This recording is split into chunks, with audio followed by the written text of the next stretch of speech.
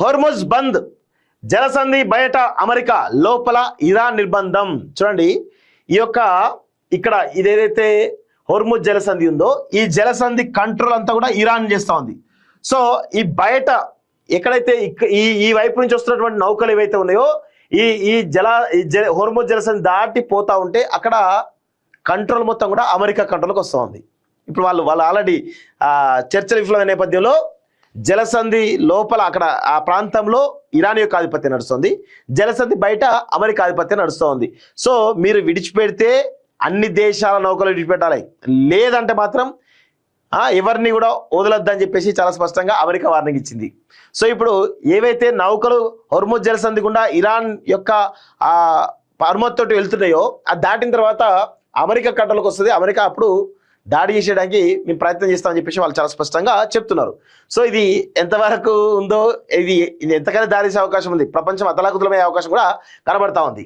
So సోమవారం రాత్రి 7:30 గంటల నుంచి అమల్లోకి, అంటే ఈరోజు రాత్రి 7:30 గంటల నుంచి అమల్లోకి, నిన్న రాత్రి 7:30 గంటల నుంచి అమల్లోకి వస్తున్నట్టుగా చూస్తా ఉన్నాం.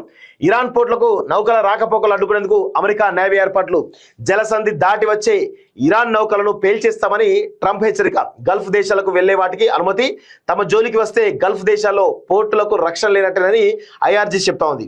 ఇప్పటికే హోర్ముజ్ లో ఇతర దేశాల నౌకల రాకపోకలను నిలిపేసినటువంటి ఇరాన్ పూర్తిగా మూసుకుపోయినటువంటి జలసంధి పర్షియన్ గల్ఫ్ లోనే 15 భారత నౌకలు ఉన్నాయని చాలా స్పష్టంగా అర్థమవుతుంది. ఇక్కడ ఎక్కడ వరకు వచ్చి నేను పిచ్చేడు వరకు ముదిరింది అంటే నేనే దేవుణ్ణి నేనే క్రీస్తుని అనే వరకు పోయింది ట్రంప్ యొక్క విధానం. సో జీసస్ అవతారం ఎత్తిన ట్రంప్ సోషల్ మీడియాలో ఫోటో పెట్టిన అమెరికా అధ్యక్షుడు విమర్శలతో ఫోటో తొలగింపట, అంతే కదా. సో ప్రపంచ చమురు వాణిజ్యంలో కీలకమైనటువంటి హోర్ముజ్ జలసంధి పూర్తిగా దిగ్బంధంలోకి వెళ్ళిపోయింది. గల్ఫ్ దేశాల పోర్టులకు రాకపోకలు సాగించే నౌకలను ఇరాన్ ఇప్పటికే నిలిపివేగా ఇప్పుడు ఇరాన్ పోర్టులకు రాకపోకలు సాగించే నౌకలను అడ్డగింతకు అమెరికా ఏర్పాట్లు చేసింది. దీనితో హోర్ముజ్ జలసంధి పూర్తిగా మూసుకుపోయింది. ఇప్పటి వరకు కొన్ని నౌకలైనా బయటికి రాగా ఇకపై ఒక్కటి బయటకు వచ్చే పరిస్థితి లేకుండా పోయింది. ఇరాన్ నౌకలు జలసంధి దాటి బయటికి వస్తే పేల్చేస్తామని అమెరికా హెచ్చరిస్తే తమ జోలికి వస్తే గల్ఫ్ దేశాల్లోని పోర్టులు వేటికి రక్షణ ఉండదంటూ ఐఆర్జీసీ ఘాటుగా స్పందించింది. దీంతో మళ్ళీ ఉధృత పరిస్థితులకు ఉంది. ఏ క్షణంలోనైనా కాల్పుల విరమణ ముగిసి యుద్ధం మొదలు కావచ్చనే ఆందోళన వ్యక్తమవుతుంది. పాకిస్తాన్ మధ్యవర్తితో ఇస్లామాబాద్ జరిగిన చర్చలు విఫలమై ఈరోజు పరిస్థితి ఏ విధంగా ఉందో మనకైతే అర్థమవుతోంది. మొత్తానికైతే ఇక్కడ ఏమంటారు, ఇరాన్ నౌకలు జలసంధి దాటి బయటికి వస్తే మేము పేల్చేస్తామని చెప్పేసి అమెరికా చెప్తోంది. ఒకవేళ మీరు పేల్చినట్లయితే గల్ఫ్ దేశాల్లో ఉన్నటువంటి మొత్తం పోర్ట్లు ఏవైతే ఉన్నాయో వేటికి కూడా రక్షణ ఉండవంటూ వాటిని కూడా పేల్చేస్తామంటూ ఇరాన్ చెప్తా ఉంది. సో ఈ విధంగా జలసంధి విషయంలో, హోర్ముజ్ జలసంధి విషయంలో పెద్ద అంటే ఇదే మెయిన్. ఇరాన్కు ఈ జలసంధి వీళ్ళ కంట్రోల్ ఉన్నంత వరకు ప్రపంచాన్ని శాసించేంత శక్తి ఉంటుంది. ఎప్పుడైతే ఈ హోర్ముజ్ జలసంధి యొక్క పట్టు కోల్పోతుందో ఇరాన్, అప్పుడు ఇరాన్ మొత్తం కూడా నాశనం అయిపోతుంది. అమెరికా నాశనం చేస్తాయి, అమెరికా ఇజ్రాయెల్ రెండు నాశనం చేస్తాయి. సో దీన్ని కంట్రోల్లో పెట్టుకునే ఈరోజు ఇరాన్ గేమ్ ఆడుతూ ఉంది. ఇరాన్ అమెరికా శాంతి చర్చలు విఫలమైన సంగతి తెలిసిందే.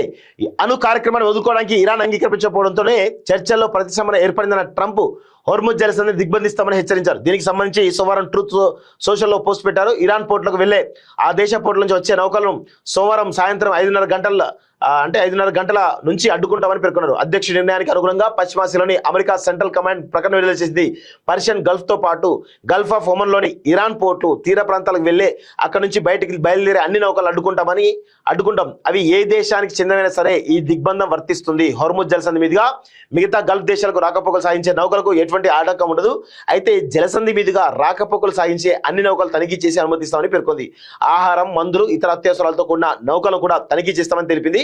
అమెరికా దిగ్బంధం ప్రారంభించడానికి కాస్త ముందు 2 ఇరాన్ చమురు నౌకలు హోర్ముజ్ దాటి గల్ఫ్ ఆఫ్ ఒమన్ లోకి ప్రవేశించినట్లు అరోరా నౌక ఇరాన్ నుంచి చమురు తీసుకెళ్తుండగా న్యూ ఫ్యూచర్ నౌక యుఏ నుంచి డీజిల్ తీసుకెళ్తున్నట్టు తెలిపాయి. అయితే ఇవి ఏ దేశాలకు వెళ్తున్నది స్పష్టత లేదు అంటూ చూస్తున్నాం.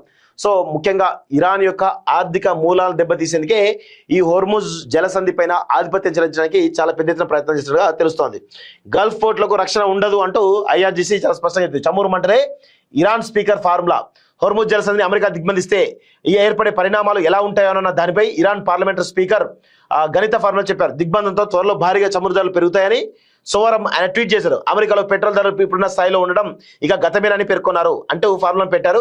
ఆయన దీని వివరాలు వెల్లడించకపోయినా నిపుణులు దాన్ని డీకోడ్ చేశారు. ఇందులో BSH అంటే హోర్ముజ్ జలసంధి దిగ్బంధం, blockade of strait of Hormuz, O అంటే చమురు, ఎఫ్ అంటే దిగ్బంధం. జలసంధిని ఇరాన్ మూసివేస్తేనే చమురు ధరలు ఇంతగా పెరిగాయని, ఇప్పుడు అమెరికా దిగ్బంధంతో అంతకు మరొన్న రెట్లు చమురు ధరలు పెచ్చరేయడం ఖాయమని నిపుణులు చెప్తున్నారంటూ చూస్తాను. సో ఇది పరిస్థితి. సో ఇక్కడ వరకు ఏడొచ్చింది, నేనే దేవుని అంటూ ఈయన పోస్ట్ పెట్టిండు, తర్వాత డిలీట్ చేసిండు. తర్వాత పోప్ బలహీనుడు, ట్రంప్ అంటే భయం లేదు, పోప్ లియో అమెరికా అధ్యక్షుడి మధ్య మాటల యుద్ధం అంట. సో ఆల్రెడీ పోప్నే దేకినటువంటి పరిస్థితి కనబడతా ఉంది. ఇరాన్ పై యుద్ధం మొదలుపెట్టి ప్రపంచం మొత్తాన్ని కళ్ళలోకి నెట్టిన ట్రంప్ తాజాగా క్యాథలిక్ క్రైస్తవుల మత గురువు పోప్ 14 లియోను లక్ష్యంగా చేసుకున్నారు. ఇరాన్ యుద్ధాన్ని వ్యతిరేకిస్తూ పోప్ ప్రకటన చేయడంతో ఆయనపై ట్రంప్ అగ్గి మీద గుగ్గిలమవుతున్నారు. సో ఇక్కడ ఏ మతమైనా ఏ కులమైనా ఏదైనా సరే శాంతిని కోరుకుంటుంది.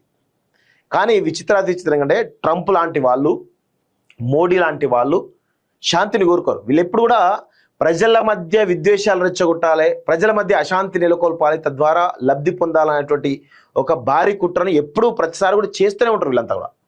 సో అందుకే పోప్ ఎవరైతే ఉన్నారో లియో, పోప్ 14 లియో ఎవరైతే ఉన్నారో ఆయనే చాలా స్పష్టం. ఎవరైనా మత గురు చెప్పేది, మత గురువు అనే వాళ్ళు ఎప్పుడైనా కానీ శాంతిని కోరుకుంటారు. ఆ శాంతి ప్రతిపాదనే కోరిండు. దాన్ని పోప్ బలహీనుడు అంటూ ట్రంప్ ఈయనను విమర్శిస్తున్న విషయం చూస్తా ఉన్నాం. ఇది పరిస్థితి. సమాచార యుద్ధంలోనూ డి అంటే డి, పాశ్చాత్య మీడియా ప్రచారాలకు ధీటుగా ఇరాన్ ఇన్ఫర్మేషన్ వార్ అంటూ చూస్తా ఉన్నాం. ఇది ఒక పరిస్థితి కనబడతా ఉంది.